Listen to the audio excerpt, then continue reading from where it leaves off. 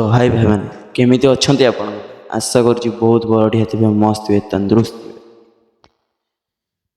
तो समस्ते तो चाहते भाई पैसा कमे कहीं यही जिनटा समस्त जीवन या नुह कि आपण मैंने चाहूना पैसा कमेया को ये डायरेक्ट मत या कमेंट कहतु कि आपण कमे पारना आ जो भाई मैंने कमाऊँच एडे से खर्च हो जाऊँगी मो यूट्यूब रे केते वीडियो पड़ी मुझे आपको बाह्यात कथा जमा कहबी आपन को जहाँ कहि निज एक्सपीरियंस रू कहि निजे केमिति आग को बढ़ुची सेटा कहि एबे नुह कि मु 10 कोटी 12 कोटी एमती कमाऊँगी किंतु स्वप्न देखा के छाड़नी कहीं सेटा बड़ भूल।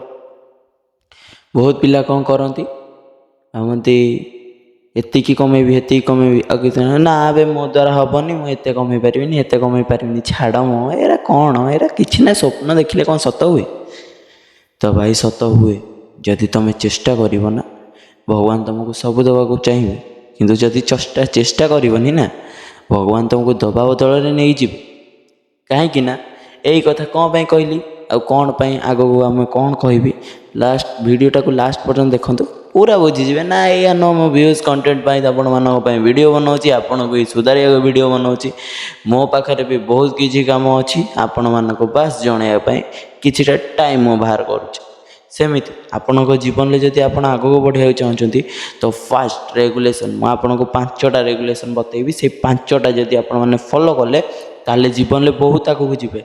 1 नंबर टाइम को जानिबा सीख टाइम कौन टाइम को बुझ टाइम रो मतलब कौन टाइम को जान कहीं जड़े जदि टाइम को न बुझी पाइला ताले जीवन में अधिक किसी करें जमीती कि सपोज गोटे पिला अच्छी जी कि दिन राति तार टाइम को देखुची तार निज काम से करुच्ची आ गोटे पिला अच्छी कौन कहूँ नाई भाई हाँ कौन अच्छी मुझे आज शोपड़ी काली कमटा करदे फिर काली गला काली कहूँ नाई नाई मु आज शोपड़ी आज मोर एडे से काम करुच्ची तो काली आम करदे ये कहूँ।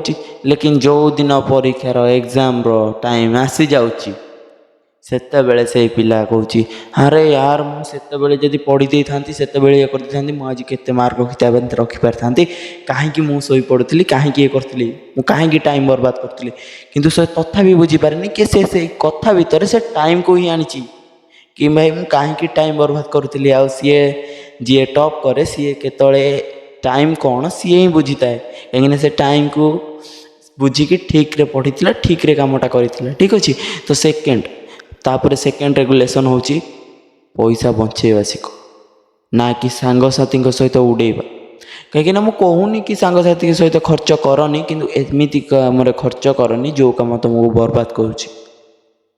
सांग आज कहीदेला कि फिस्ट करा तुम्हें कहीदेला हाँ चलुनु मु पैसा दे दूची मो पाखे अच्छी मुदेदेवी तुम पाखे अच्छी बोली तुम देदेल कहीं से तुम माँ बापा पैसा निजर नुह तो तुम देदेला जदि तुम कमाऊच भी देदेल दे किसी लाभ ना। सांग आज गोटे मद आनिला हाँ सांगसाथी पार्टी पी दौचु टिके पीदेवी कि ना टेंशन ना सहीटा तुम सबुठ बड़ भूल। जदि तुम आज मद पील तो काली की सिगरेट भी टाण काली की आहरी भी मद पीवा इच्छा हे तुमको आज एतिकी टंका उड़ेच काली आहरी टंका उड़ेब आज सांग कहूबार उड़ौच काली सांग न कहले भी उड़ेब।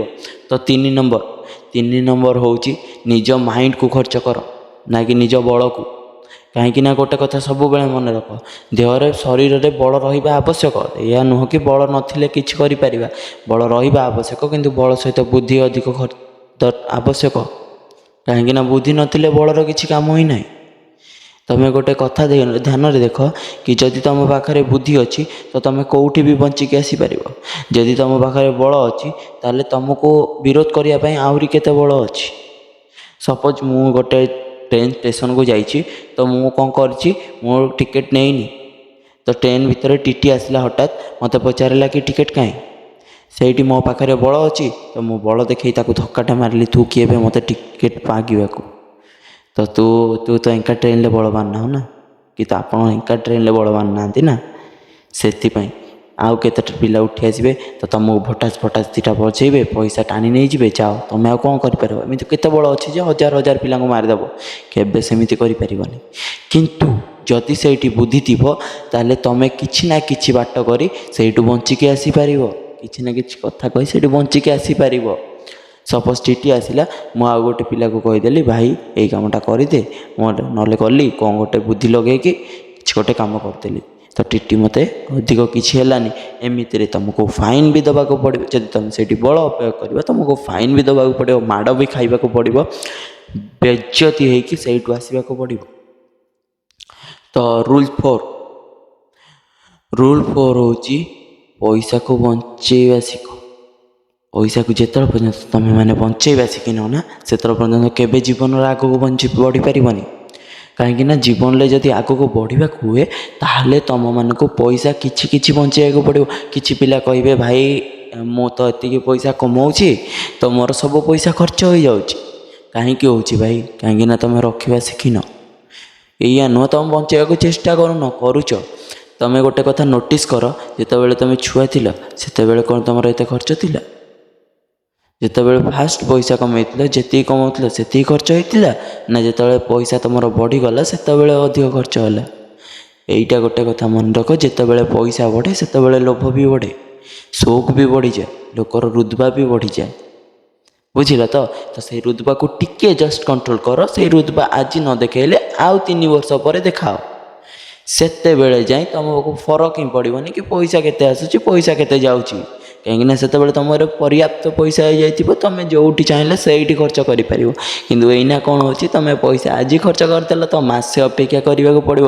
ତୁମେ ଯଦି କିଏ ତୁମକୁ ମାଗି ଦେଉଛି ତୁମେ କହିବ ଭାଇ ମୋ ପାଖରେ ତ ପଇସା ନାହିଁ, କ'ଣ କରିବି, କେମିତି ଦେବି ୟାର, ହେଇପାରିବନି ୟାର, ଥାଉ ତୁ ଦେଇଥା। ତୁମେ ନହେଲେ ଆଉ କାହାକୁ ମାଗି ଦେଉଛ। ବୁଝିପାରୁଛ ତ କଥାଟା? ଯଦି ବୁଝିପାରୁଛ ତ ବୁଝିପାରୁଥିବ, ଯଦି ନ ବୁଝିପାରୁଛ ତ ଭାଇ ମୁଁ କିଛି କରିପାରିବିନି, କି ଆପଣମାନେ ଦେଖିକି ବି କିଛି ଲାଭ ନାହିଁ। ତ ରୁଲ୍ 5 ସବୁଠାରୁ ଲାଷ୍ଟ ଆଉ ଇମ୍ପୋର୍ଟାଣ୍ଟ, କାଇଣ୍ଡଲି ରୁହ, ସିନସିୟରଲି ରୁହ, ଆଉ ସବୁବେଳେ ଠିକ୍ ବାଟରେ ଯାଅ। ଏଇଆ ନୁହଁ, ମୁଁ କହୁନି କି ତୁମେ ଠିକ୍ ବାଟରେ ଅଛ ଆହୁରି ଠିକ୍ ବାଟକୁ ଯାଅ। ମୁଁ କହୁଛି କି ଯେଉଁ ଖରାପ ଆଦତ ଗୁଡ଼ା ସେଇଗୁଡ଼ା ଛାଡ଼। ତୁମେ ଯେତିକି ସମୟ ନଷ୍ଟ କରୁଛ ସେତିକି ସମୟ କିଛି କାମ କର। ତୁମେ ଅଧା ପିଲା କହିବେ, ଘରେ କହୁଛନ୍ତି ନାଇଁ ମୁଁ ତ ପଢ଼ୁଛି ମୁଁ କାହିଁ କାମ କରିବି। ହଁ ମୁଁ ପଢ଼ିବିନି, ନହେଲେ ତୁମେ ମୋତେ ଖଟାଅ ନା କ'ଣ ହେଉଛି? ପଢ଼ଉଛନ୍ତି ଏଇଟା କାମ କରାଉଛନ୍ତି, ହେଟେ ଏରା ଫାଲତୁ କାମ ମୁଁ କରିପାରିବିନି। ତ ସେଇମାନଙ୍କୁ ମୁଁ କହୁଛି ଭାଇ ସେଇଟା ସେ ଫାଲତୁ କାମ ନୁହଁ, ତୁମ ଭବିଷ୍ୟତ ପାଇଁ କହୁଛନ୍ତି। କାହିଁକିନା ଦେଖ, ତୁମେ ଯଦି ପଢ଼ିବା ସହିତ ଆଉ କିଛି ଛୋଟ ମୋଟ ବିଜନେସ୍ କରିବ ତ ଗୋଟେ କଥା ମୁଣ୍ଡରେ ରଖ, ତୁମେ ପଢ଼ିକି ଚାକିରି କରିବ ବୋଲି ତୁମର କିଛି ଗ୍ୟାରେଣ୍ଟି ଅଛି? ତ ଚାକିରି ଉପରେ ବି ମୁଁ ଗୋଟେ ଭିଡ଼ିଓ ନେଇକି ଆସିବି, ସେଇଟା ତୁମେମାନେ ନିହାତି ଦେଖିବ କେମିତି ହେଇଛି କେମିତି ହେବ। ଏଇଟା ଆଗ ଭିଡ଼ିଓରେ ଆପଣମାନେ ଦେଖିବ କି ଚାକିରି କଲେ କ'ଣ ହୁଏ। ଠିକ୍ ଅଛି, ମୁଁ ଚାକିରି ବିଷୟରେ ବି ଗୋଟେ ଏକ୍ସପ୍ଲେନ୍ କରିବି। ପ୍ରଥମେ ଏଇଟା ଏକ୍ସପ୍ଲେନ୍ କରିଦେଉଛି। କିଛି ପଇସା ଯେଉଁ ତୁମେ ଇନକମ୍ରୁ ବଞ୍ଚେଇଛ, ସେଭିଂ କରିଛ, ତାକୁ କିଛି ବିଜନେସ୍ରେ ଲଗାଅ, କେଉଁଠି ଇନଭେଷ୍ଟ କର। ଯଦି ତୁମେ ଇନଭେଷ୍ଟ ବିଲ୍ଡ କରିବା ଶିଖିଛ ନା, ତାହେଲେ ଜୀବନରେ ତୁମକୁ ଆଗକୁ ଯିବାର କାହା ବାପ ବି ଅଟକାଇ ପାରିବନି। ମୁଁ ଏଇଟା ଖୋଲା ଚ୍ୟାଲେଞ୍ଜ ଦେଉଛି। ଆଜି ମୋ ଚ୍ୟାନେଲରେ ଆସିକି ଦେଖିଛ, ଠିକ୍ 10 ବର୍ଷ ପରେ କି ଠିକ୍ 2 ବର୍ଷ ପରେ ଆସିକି ମୋ ଚ୍ୟାନେଲରେ ଆଉ ଥରେ ଚେକ୍ କରିବ କି ତୁମେ ଯେତେବେଳେ ସକ୍ସେସ୍ ହେଇଯିବ ସେତେବେଳେ ଆସିକି ମୋ ଚ୍ୟାନେଲରେ ଚେକ୍ କରିବ କି ମୁଁ ଯେଉଁ ଇନଭେଷ୍ଟଟା ଏବେ କରୁଛି ତାହେଲେ ମୁଁ ଆଗରେ କ'ଣ ହେଇଥିବି, କେତେ ବିଲ୍ଡ କରିପାରିଥିବି। ବାସ୍ ଏଇଟା ହେଲା ମାଇଣ୍ଡ ସେଟ୍। ସବୁବେଳେ ମାଇଣ୍ଡ ସେଟ୍ କର। ମାଇଣ୍ଡକୁ ଯଦି ଆପଣମାନେ ସେଟ୍ କରି ଶିଖିଛନ୍ତି ନା, ତାହେଲେ ଜୀବନରେ କେତେ ବି ବାଧା ଆସୁ, କେତେ ବି କଷ୍ଟ ଆସୁ, ଆପଣମାନଙ୍କୁ ଫରକ ପଡ଼ିବନି। ବୁଝିପାରିଲେ ତ? ତ ଯଦି ଆପଣମାନଙ୍କୁ ଭିଡ଼ିଓଟାକୁ ଏଇ 5ଟା ଟିପ୍ସ ଭଲ ଲାଗିଛି ନା ଭିଡ଼ିଓଟାରେ, ତ ପ୍ଲିଜ୍ ଲାଇକ୍ କମେଣ୍ଟ ସେୟାର କରନ୍ତୁ। ଆଉ ଯଦି ଆପଣ ଭିଡ଼ିଓଟାକୁ ଲାଷ୍ଟ ପର୍ଯ୍ୟନ୍ତ ଦେଖିଛନ୍ତି ଆଉ ଧ୍ୟାନର ସହିତ ଦେଖିଛନ୍ତି, ମୁଁ ଗ୍ୟାରେଣ୍ଟି ଦେଉଛି ଆପଣମାନଙ୍କୁ ଦୁନିଆରେ କେଉଁ ବି ଶକ୍ତି ଅଟକାଇ ପାରିବନି। ଏଇଟା ମୋର ଗ୍ୟାରେଣ୍ଟି। ଆଉ ଯଦି ବିଶ୍ୱାସ ହେଉନି, ଥରେ ମୋ ରୁଲ୍ସକୁ ଫଲୋ କରିକି ଦେଖ, ଆଉ ମୋ ଟ୍ରିକ୍କୁ ଫଲୋ କରିକି ଦେଖ। ଯେ ଜୀବନରେ ଆଗକୁ ନ ନେଇଯାଇଛି ତ ଓଡ଼ିଶା ପିଲାଙ୍କୁ ମୁଁ ଖୋଲା ଚ୍ୟାଲେଞ୍ଜ ଦେଉଛି କି ମୁଁ ଆପଣମାନଙ୍କର ଓଡ଼ିଶାର ଉତ୍ତମ ଭାଇ, ବାସ୍ ୟୁ ବି ସାନ ଭାଇଟା ଭଳିଆ। ଆପଣମାନେ ମୋ କଥା ଟିକେ ଟିକେ ଭାବନ୍ତୁ। ସାଙ୍ଗ ହେଇକି ଆମେ ଉପରକୁ ଉଡ଼ିବା, ନା କି ଆଉ କାହା ପଛରେ ପଡ଼ିକି ଆମେ ଯିବାକୁ ଚାହିଁବା। ଠିକ୍ ଅଛି ନା? ତ ଯଦି ଆପଣମାନେ ମୋ ଭିଡ଼ିଓକୁ ସବୁବେଳେ ଏମିତି ୱାଚ୍ କରିବାକୁ ଚାହୁଁଛନ୍ତି, ପ୍ଲିଜ୍ ଲାଇକ୍ଟେ କରିଦିଅନ୍ତୁ ଆଉ ସବସ୍କ୍ରାଇବ୍ଟେ କରିଦିଅନ୍ତୁ। ଏତିକି ଆପଣମାନଙ୍କ ପାଖରେ ବିନତି କରୁଛି। ତ ରହିଲି। ଜୟ ଜଗନ୍ନାଥ, ଜୟ କଳା।